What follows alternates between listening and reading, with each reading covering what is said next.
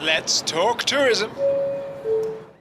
Crist Inman is a tourism entrepreneur, former Cornell hospitality professor, and most recently, a retail gift shop designer in Costa Rica. He has worked in the industry for basically his entire life, and his career has spanned the globe: France, Croatia, India, Costa Rica, away and back again. Most recently, he and his co-wife co-founded Authentica, which are gift shops featuring hyper-local, really unique arts and crafts. Crist, welcome to Let's Talk Tourism. Good morning, Casey. Thank you for coming on so early on a Sunday. It's almost lunchtime for me. I love to ask everybody this question, and I know your story is unique. When and how did you get your start in tourism? I was in a profession from age 13 through 14 years of age that I consider to be a great gateway to the profession of hospitality, which is I was a paper boy. And in my hometown, the Greenwich Times, it turns out, and I'll share this with you later, but the Greenwich Times paper route experience is not unique to me. There is a hotelier here in Costa Rica, one of my favorites, maybe my favorite hotelier in Costa Rica, the same time as me as a paper boy in the early to mid 70s, 1970s in Greenwich, Connecticut. Both of us had paper routes for the Greenwich Times. And my gateway experience was when I was just old enough to get permission, and I forget how it worked back then, what I had to do to qualify for this job as a night room service attendant in what was then called the Showboat Hotel in Greenwich, Connecticut. And I worked there on and off over the next couple of years, and that began my work at the intersection of food, lodging. And so from paper boy to night room service attendant, I then spent a couple of years as a waiter, and probably the best formation for me in terms of strictly speaking about service and hospitality was working for the great French chef Guy Savoy, who for a number of years ran his restaurant at the same time in Paris. He had his restaurant in Greenwich long before any of the other celebrity chefs did that. And I worked for him to pay for college. And so from paper boy to room service to waiter, by the time I finished college, I worked for 2 years before graduate school in a consulting firm. So I had a couple of years before graduate school working for a consulting firm that did basically management development work in the hospitality business, which is what I knew a little bit about, and then grad school. And from the, I think, third semester of a 4-semester program onward, I got recruited into the PhD program, switching from what was then just a business school, the Graduate School of Business Administration at Cornell. I was recruited over into the hotel school to join the PhD program. That was in the early 90s. And if you want, I'll just close the loop from that to how I got to Costa Rica, because we were talking a little bit earlier, you know, the kind of surprises you find in your career development. I went to Cornell specifically to diversify my knowledge, my education, and quite frankly, to get out of the hospitality business because, and not because I had a bad experience in it, but specifically because when I worked, especially the last couple of years paying for college, I came to understand that this is a great profession, and I earned quite substantial income working for Guy Savoy's restaurant, but I realized that if I stayed with that the rest of my life, even managerial and even if I became a founder and owner of such a business, as you know, the hospitality business is 24/7, and especially holiday times, Yeah. meal times, night times. And I was newly married at that point, and Amy and I thought, she agreed with me. Let's do this. Go to grad school, find a new track of professional development outside of hospitality, or at least outside of hospitality operations. And that's how the PhD idea made sense at the time. And so I got pulled back into hospitality, kind of a lateral move, and you could see the logic in it from a young family to be. Our older son Seth was born in the first year of my PhD program. Milo was born 2 years later. So they are, PhD babies from Ithaca, New York. And hospitality education would allow what I thought would be a more family-friendly professional schedule, if you will. And so come 1994 or so, I was very fortunate to be at Cornell, period. But especially fortunate to have among my PhD colleagues, PhD student colleagues, as well as professors, obviously, but I had one PhD mate who was really just light years ahead of me of thinking about what's important for career development as a hospitality educator. And it's all about research. It's all about, data-driven knowledge and ideas that come from that data. And so long story short, I had a publication, a very fortunate in a top journal that put me on a kind of a good footing for a good academic career. And that got me an invitation somehow I got a letter back in the days of postal service, letters.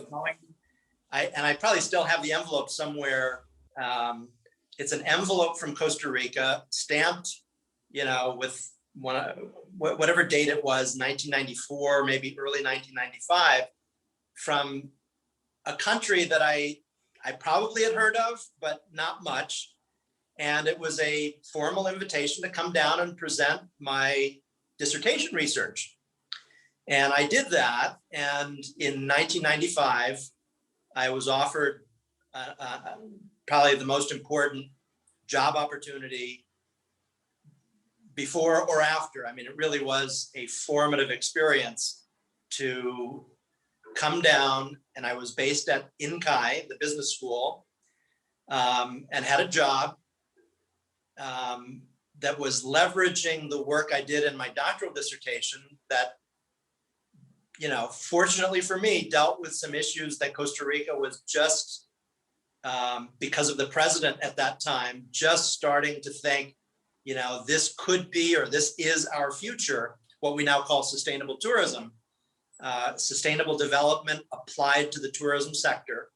And so I had a job offer that I accepted in 1995, and we moved here full-time in 1996 to lead this program at INCAI that was focused on competitiveness and sustainable development as a kind of a joint theme. So I worked with the public sector and private sector over the next few years. And there you see, again, I was sort of pulled back to the practical, real world. I was pulled, even though INCAI is an educational institution and is very much focused on research, my first job as an academic was essentially my gateway back to hospitality, practical business issues. So from 96 to 99, I was based at INCAI, and then 99 onward was not the end of my academic career, but the end of my strictly research-based academic preparation. And from 99 onwards till now, it's all about entrepreneurship, if you will. So on the theme of tourism and academia, what do you, because probably the vast majority of people in Central America tourism are not formally educated in the field. Although Costa Rica has done a wonderful job with that career path at a university level. What do the textbooks get wrong about where rubber hits the road of the reality of tourism versus when you are dealing with these tourism and entrepreneurs who have no formal education, what is it they're lacking? Here I'll do a switcheroo. I want to answer your question, but to be able to answer it, I have to tell you something that I remember saying in a public forum in Costa Rica many years ago, probably back in the mid to late 1990s. I would have said it multiple times in these industry settings where I would acknowledge the good fortune and the benefits that my Cornell hotel school education gave me. But I said multiple times, and I meant it then, and I still think it's true. And I remember doing this, one time with actual paper. I ripped up my PhD diploma, not my actual one, but figuratively. What I said in public that I think is kind of a beginning of an answer to what you just asked is that I relearned many things, if not everything. I relearned everything after investing quite a bit of time in the formation of my academic career and getting a PhD, qualifying to be a professor and all that. When I was doing that work based at INCAI and on behalf of not just the government of Costa Rica, but working throughout Central America from 96 to 99, I was based in Costa Rica, but I was all over the Central America isthmus, including down to Panama. And I would say the answer to your question is somehow related to what I was saying about my own education. And it's not to say what Cornell gets wrong or what any hotel school gets wrong, but it gets back to a word that has been a constant and is now part of the actual name of one of our business enterprises, Authentica. This concept of authenticity, which I think we're infinitely more aware of its importance today than we were 25 years ago. And, this figurative ripping up of my diploma was, I did not need all the tools, analytical and otherwise, operations focused tools as well, from hotel school to understand why would people want to come visit Costa Rica and what kind of experiences would they most want to have once they were here. And so I think the work of hotel schools, the work of training institutes like the INA here and its counterpart in all the region, essential and super valuable. And I haven't thought really, what do they get wrong? I don't have an answer to that per se, but I know all of us are getting better and better at recognizing something that I'll tell you as a counter example. We were based from 2010 till 2017. We were doing work in India, based in Southwest India. And one of the things I noticed in India was hotel schools historically trained a highly formal and probably colonially based originally notion of a very hierarchical guests and staff. Mhm. And within staff, owners, management, staff, every level of staff. And I'll tell you, even in India, which is one of the fastest learning countries of any in the world, even they are rapidly shedding this old notion about what good service means, even I'll say what luxury means. And I learned that first here. Right. So ripping up my diploma here was forgetting everything I learned about what service, technical definitions of service and how to do it well. It's not that they teach the wrong thing there, but I learned more important lessons here about, and I know from some of your several other conversations, it's widely understood here in Costa Rica that the culture is, first of all, very welcoming of people like you and me, among others. We're here as entrepreneurs, welcomed. I always have felt, and even more so today, feel welcome to do what I do. And that bodes very well for the kind of experience that travelers have. So number one, feeling welcome always. And number two, why do you feel so good when you're here? I don't really like the standard pura vida explanation as the only thing. That is huge, it's important. But for me personally, I think the most important thing is that Costa Rican people, and that goes from campesino to the highest level of achievement in business and education here, everyone feels a kind of egalitarian, welcome to my country. Let me show you around. Let me tell you who we are and what we like and what we do. And not that old notion of I'm here to serve you, in the sort of servile or master servant relationship that is the old notion of service and hospitality. Yeah, the old Ritz-Carlton downtown Manhattan, white glove and hamburger under a silver dome thing, right? It's interesting that you say that, because when I taught early in my teaching career at Cornell, I used a case study that was about Ritz-Carlton.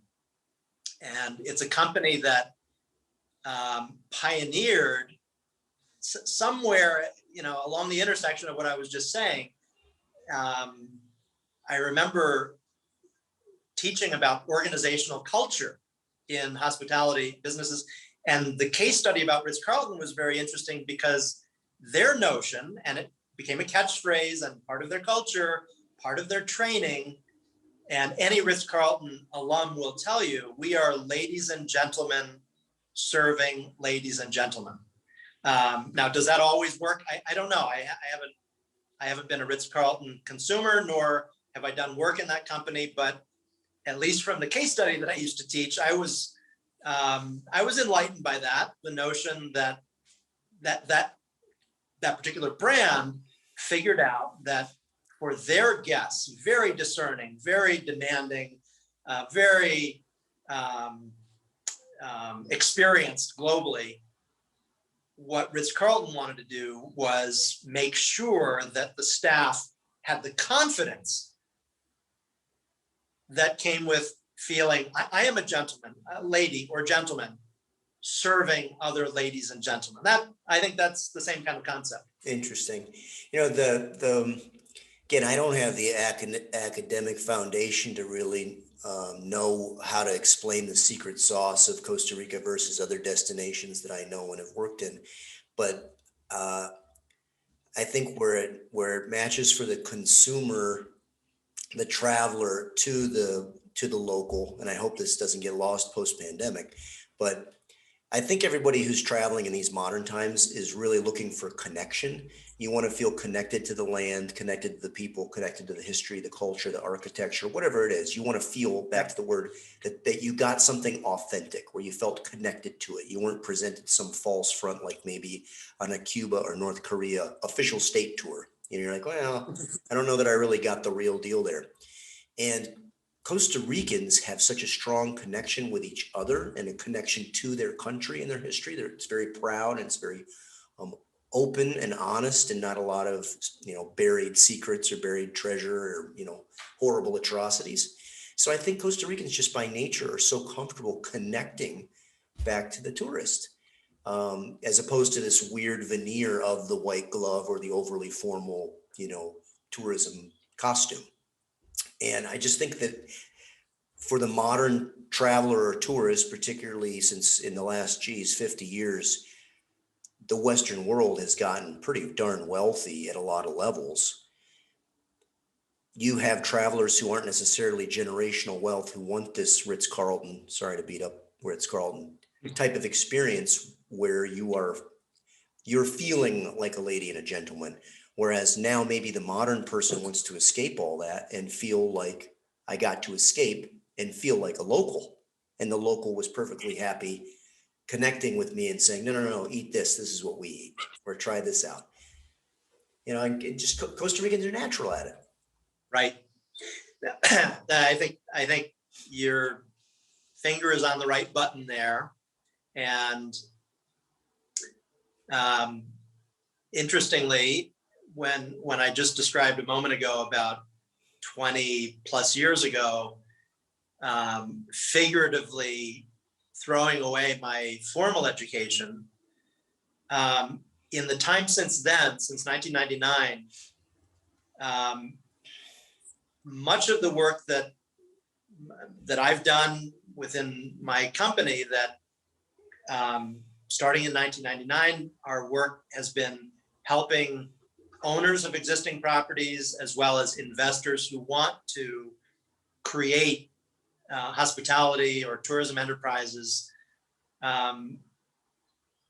What is the most common thread through every project up to the present day, even though what we're doing now is a little different with Authentica, it was always someone who had been to Costa Rica, maybe stayed at one of the properties that I had experience with, and they would say, I'd like to do this project, not to replicate that thing where I stayed, but something is so right about that. I'd like to do something like that in my country, or, with this property that I have. And, it stems back to what you just described. I remember a client 20 years ago, I think this year, European, and actually from a famous family, and I'll say enormous resources, and had come to Costa Rica for the first time, stayed at a property here. It doesn't matter which one anymore. I'll just say it's a property that is, I think, quintessentially Costa Rican, and kind of helped put Costa Rica on the map. And there's a dozen or more that go back to those days that I could point to equally well as any other one. But this couple, who had a property in Europe that they wanted help developing, and at the end of their stay here in Costa Rica, we did a debriefing. And the wife in the family, it's a name you would recognize. So just try and picture someone who's been all over the world, has had every privilege you could possibly imagine. And she said, Chris, I've had this experience here that I can't quite explain why I like it so much, but I'll tell you this. I remember the names, and she rattled off 7 or 8 names of staff members at the hotel where they had just come from. And she said, I can't remember any time in my life where I remember even one name from a hotel that I've stayed at. And just imagine, she stayed in Right. the Ritz-Carltons of the world. And not to beat up on Ritz-Carlton, but what she was saying is very much a result of what you were just describing, which is that, and these are staff members, that I knew, and I understood why she remembered their names, because those people could describe not just how they got into this job in this hotel, but why they cared about the mission of that hotel, which was focused on conservation. It's a rainforest conservation project that happens to have a hotel attached to it. And she remembered their names clearly to me, because these were not employees or campesinos who had turned into hotel workers. These were human beings who told their story. Here's why I care about my local environment, and here's why I think you should care as well. And so that's particular to Costa Rica. You were asking about Central America more widely, and I don't like to be a partisan strictly for Costa Rica, but I think you and I maybe agree on this, that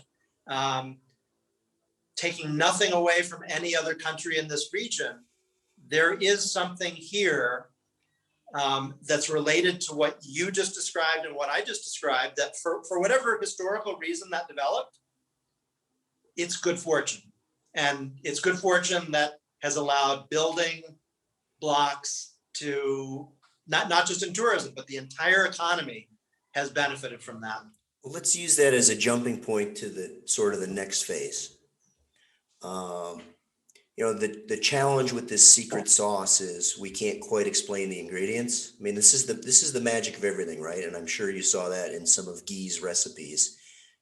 The beauty of secret sauce, or the frustrating duality, is it doesn't travel well. It's hard to mass produce, right? And this is what's so great about Costa Rica, and what's been so awesome about this organically grown, underfunded, bootstrapped infrastructure for the past 30 odd years that somehow just grew out of, it seems like a good incubator. The elements were there, the environment was created, but then it sprung up on its own, not some top-down managed economy.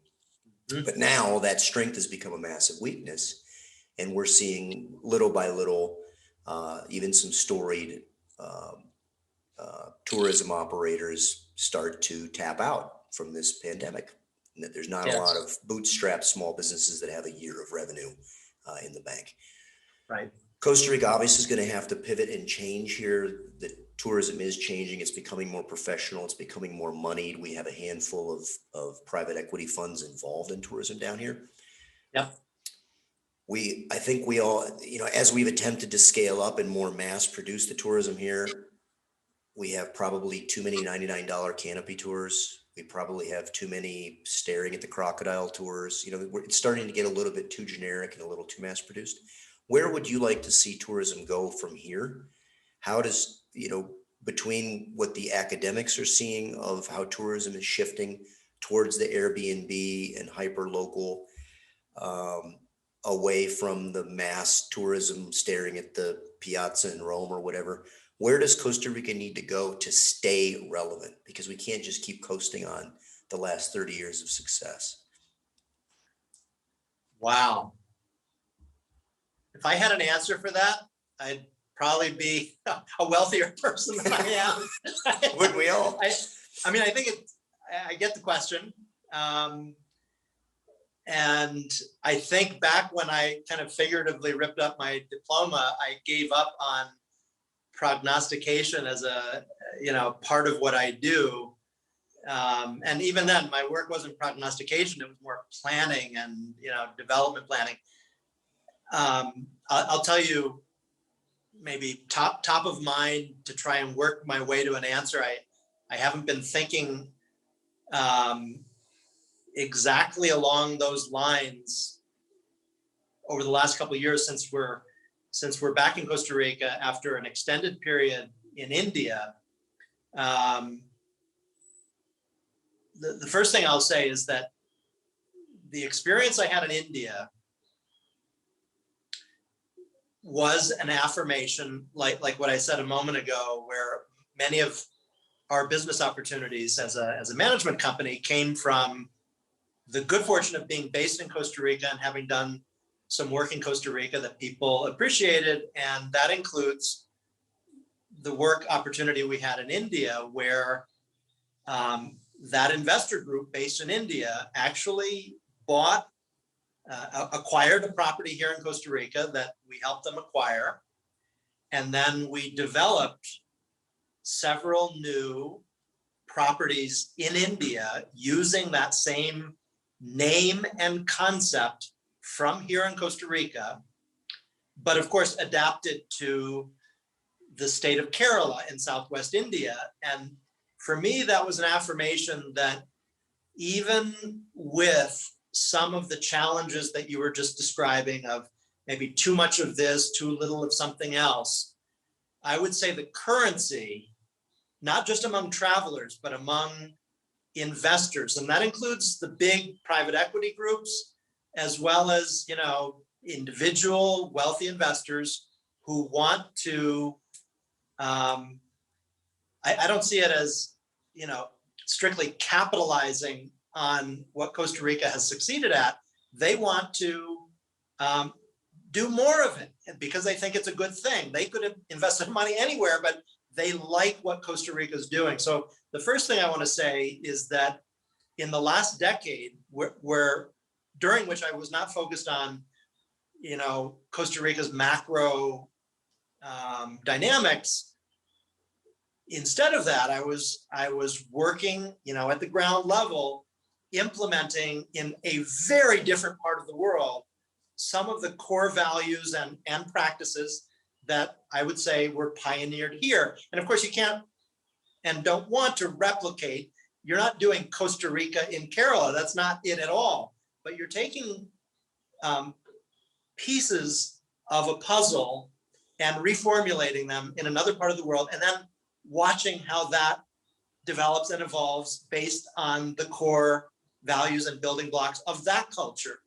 So that's a start of an answer to your question by saying I have not been paying attention at all to what there might be too much of or too little of in Costa Rica right now. But I will tell you that part of the reason we came back was an opportunity to join a different segment of the tourism sector. And it's one that I first got to know in the mid 1990s, when part of that work we did at Inkai was diagnostic of what we called the tourism cluster, the entire group of businesses and sectors that make up the entire tourism industry, called a cluster because it includes tour operators, rental agencies, hotels, attractions, et cetera. And one of those key businesses that we saw at that time having great potential, and I went back to look to, now what were we saying in 1996 about these different parts of the tourism cluster? And we saw great potential at that moment when tourism was still nascent, and there was an industry, but there wasn't really a national strategy before the mid 90s. From the mid 90s onward, there is this strategy called sustainable tourism. And with it, you have these just visionary programs like out of the ICT, the certification program for sustainable tourism. Anyway, one of those sectors that I saw, I don't remember it in my memory, but I have a record of it on paper, what we were saying in 1996 about the handicrafts and souvenir, artisania kind of businesses. And basically what we saw at that time was there was a small business made up of multiple players,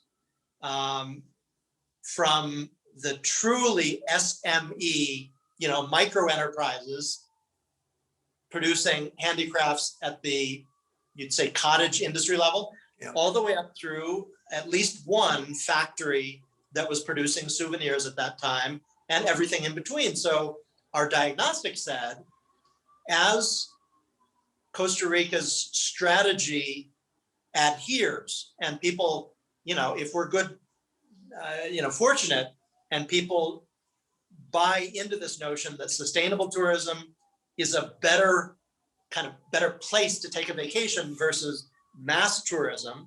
If Costa Rica succeeds with this strategy, circa 1996, we were saying the artisania souvenirs sector will flourish because it's got a good base to work from, especially in things like woodworking and obviously some of what I was saying earlier about taste of place products like coffee. And now you have others like chocolate and honey. That sector had great potential. And, coming full circle 25 years later, we started this business Authentica at a moment in time when I would say in the last 2 years, and I will say, I think it's because of some great work done at the government level, the Ministry of Economy, the Ministry of Culture, and the Ministry of Tourism, the ICT, have supported a kind of renaissance and even I'll call it a reformation, literally reformation of a sector that had great potential in the mid 90s and has gone through, waves of experience, and now is, I think, a testament to why I'm not losing sleep at night over the questions that you asked before, because the one that I'm directly involved in now, I would say is experiencing easily the most important moment in its evolution, in a good way. It's evolving or re-evolving or sort of reforming in a way that speaks well to the potential that we saw 25 years ago. So if we have too many canopy tours, and I was in that business for a while, I loved it. I don't know. I guess I'm coming to the point that I don't have a good answer to your question. No, but I do think that the whole, when you talk taste of place, and it keeps coming back to this notion of local, authentic, whether it's slow food or slow tourism, you name it. You can see it all over the US, particularly embraced by these millennial types, of which I have a younger sister who definitely is one. There is this increasing appreciation, since it was all but lost in the late 90s, early aughts, or whatever, where it's this return to local, it's return to craftsmanship. And it's neat to see, even though that's trailed a little bit in Costa Rica, that now we have really great coffee, we have really great chocolate. We have if you go down to one of these ferias on the weekend, there's really good artisan stuff being made. Yes. Even local beer, right? Yep. And that's just sort of one of these other building blocks of a great experience abroad somewhere, is that you go abroad and they're not serving Budweiser, Right. It's going to be interesting to see if Costa Rica can keep adding these sort of feathers in cap, or what have you, to keep staying a little bit ahead of the curve. Because I look to some of these other destinations. Maybe it's Hawaii, maybe parts of Mexico, maybe a handful of places in the Caribbean that we really compete with head to head. And then maybe the edgier destinations like a Colombia. But when you look at Mexico or Hawaii, they certainly went through their down periods, where it wasn't cool to go anymore. And that's my fear for Costa Rica is, you know, where you do too much of a good thing to the point where you're like, wow, now everybody does Well, that. you know, let me use that, what you just said, again, as a kind of a springboard. It reminded me of something from maybe 15 years ago. I started teaching, it was 2004, 2005. I started teaching again until 2010 when we moved to India. I was teaching a course every year at Cornell, a grad level course that was about sustainable development, specifically within hospitality and tourism. And I would use case studies from my own business experience, the educational, the pedagogy, if you will. And invariably, every semester that I taught that course, someone would say, you know, Professor Inman, the case studies that you're sharing with us and these experiences that you've had, all amazing and very, you know, inspirational and educational. But has it not occurred to you that all these things that you're doing at the kind of boutique level with hotel properties in the 15 to 25 guest room range, even the ones that are doing some major conservation initiative, the question they posed was, you know, first of all, how scalable is that? How many of these small conservation oriented projects, and let's say not just nature conservation, also culture oriented properties, where social responsibility is part of the mission. They start with the question, you know, how scalable is that? You know, is the world going to be a better place fast enough by scaling up those kind of projects? And then invariably someone or that same person would have the answer to it. And, you know, smart students who are confident to speak for themselves would say, you know, until the dial turns at least a little bit on the operations and the development model, not just talking about mass tourism, but, you know, big hotel companies, if they don't start changing and becoming more like what you're talking about, then what you're doing is kind of Don Quixote level. Not that you shouldn't be doing it, but the world needs the big players to start doing what you're talking about. And 15 years ago, I would say, I heard that enough times that I said, you know, after the third time, let's say, you know what, that's actually correct. And here we are, early 2021, and I don't know how many properties fit what I'm about to describe, but at least two major, you know, large-scale hotel projects that are owned by one of these private equity firms that I would describe as a mission-driven or impact fund, that are trying to do exactly that. And it's not my goal to be strictly focused on, you know, optimistic, you know, positive view going forward is the only way.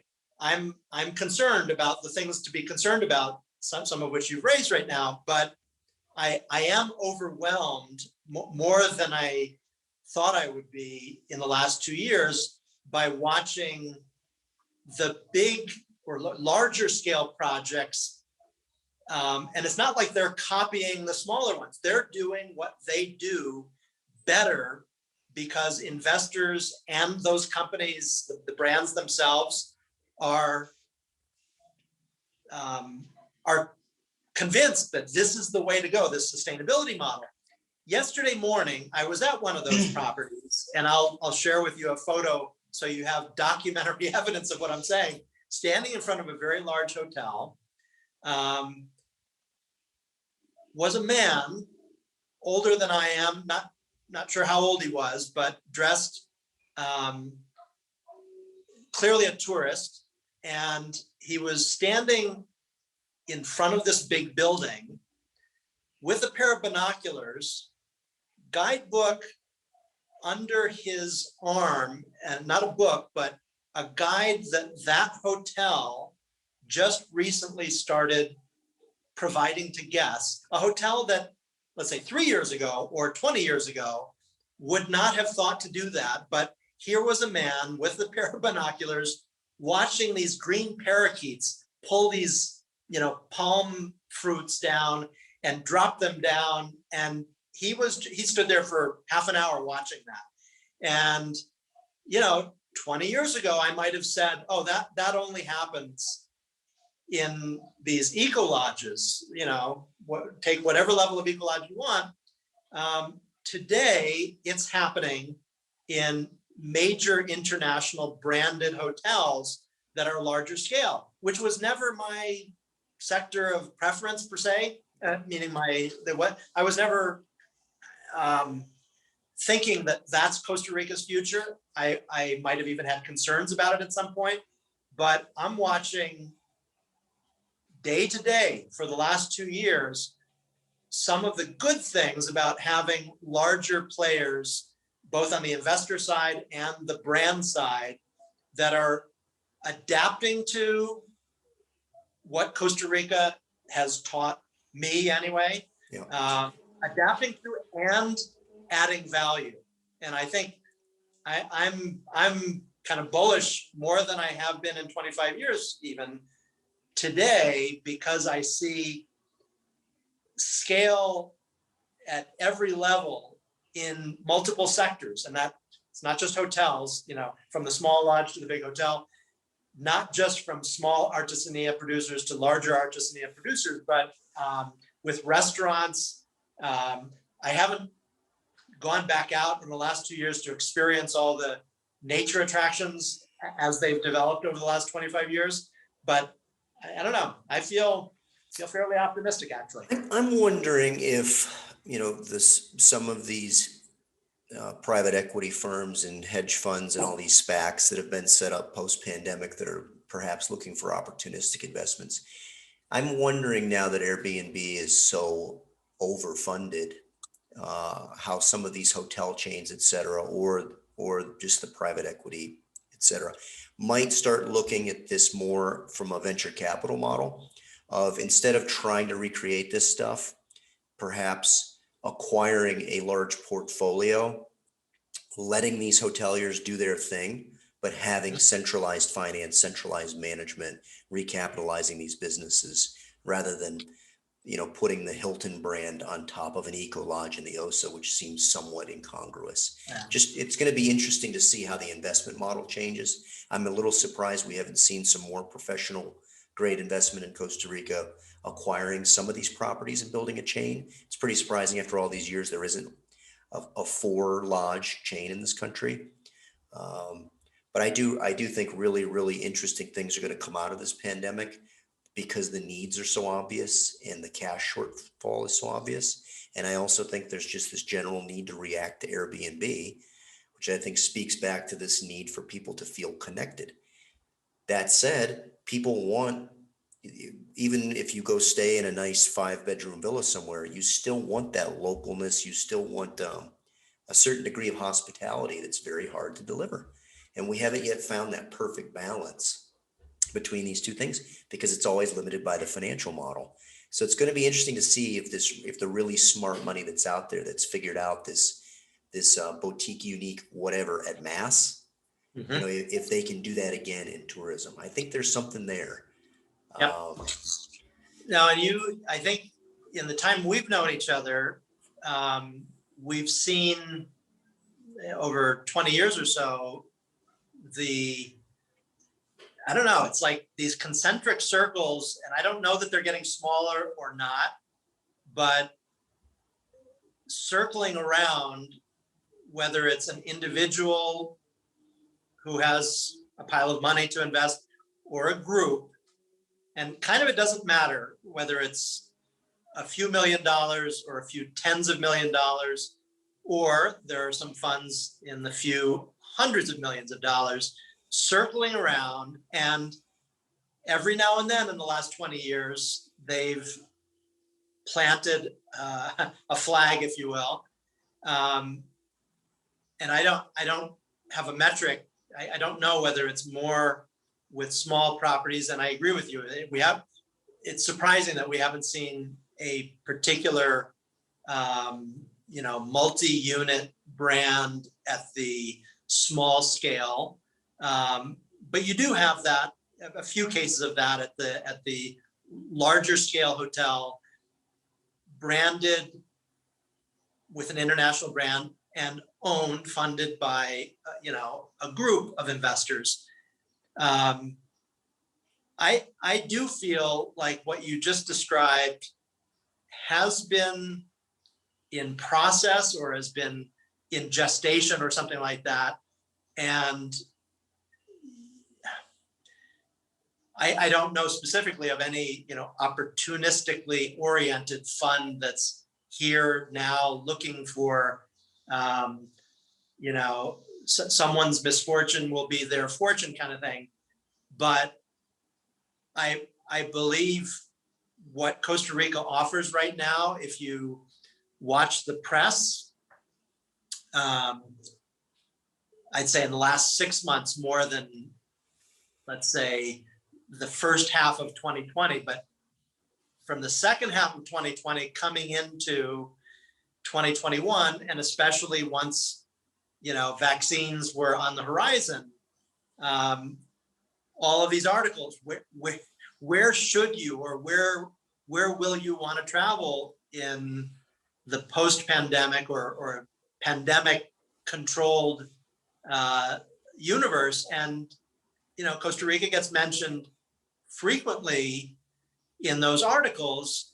And my sense would be, my guess would be that investors, like anyone else, will read those articles and say, well, why is it that this country is, or how are they so resilient that even though the airport's shut for however many months, this country, as far as I can, understand what happened when the airports opened again and the kind of rules that were in place, even with, little hiccups or confusion here and there, I think the public sector response as you got to the second half of 2020 here in Costa Rica was as good leadership as I've seen. And I follow other destinations around the world to see what are they doing, how are they doing anything differently that we maybe should be doing here. I think Costa Rica made at least modestly good lemonade out of the lemons it was dealt. And in the private sector, I'm not paying wide enough attention or close enough attention to how all of our counterparts in the business community are doing. And I should be. I want to correct that. But I feel like if you've been able to hold on till now, there is still room for those investors that you just described. Let's say not vulture capitalists per se. That's not ever something you like to think about or talk about, but it's out there. It happens. Sure. I'm talking about, a more positive form of opportunistic. Okay, here's a place that needs capital right now, and plenty of properties that pre-pandemic were, and not to say I like every hotel project that I've seen in Costa Rica since I've been back in recent years, but most of them I do feel are at least playing by the rules of the game. Sometimes loosely, but usually playing by the rules of the game. There's a kind of institutional framework here. There's a kind of cultural know-how, and those investors that see this opportunity to recapitalize properties or projects or investors that need recapitalization, I believe they have every incentive to do it according to the rules of the game, as they were set 25 years ago, and they were never, iron teeth kind of rules. There's always been a little bit of maybe sometimes too much flexibility, but Sure. I think that new capital coming in is more likely than not to want to fit in with what Costa Rica's already created, as opposed to, let's do the next mass tourism model here in Costa Rica. I know there's temptation to do that, obviously, Sure. Mhm. but I don't feel like that's our biggest, worry right now. Our biggest worry, obviously, I don't even think Airbnb, well, I'll say from my perspective, Airbnb is challenging, troublesome, if you will, for the hotel sector, but in other ways, it's good for Costa Rica. I'm not as worried about that from my current business activity. What I think we all have to be concerned about is a place where the big hotels especially have a kind of advantage is developing the protocols and the practices and the messaging about taking this crisis, this health crisis, seriously, and saying, here's what we're doing about it. Here's what we're offering that's different from before. It's all the good things that make people want to come to Costa Rica. And I've seen this in the larger hotels where I've spent more time recently, where they develop first the protocols and then the messages about those protocols saying, you will be safe with us. And I think I'm more concerned about the entire sector doing that and doing it kind of airtight, and the public sector doing its part to message effectively on that. Yeah. I think that's what's going to get us out of the hole that we've been for the last nearly 12 months. It's crazy, right? Last question. We're coming up on an hour. Do you have travel plans? Where are you going to? Where are you going to next? Well, yes, as it happens, the last flight I took with Amy was a year ago this week. We went to visit family in the United States.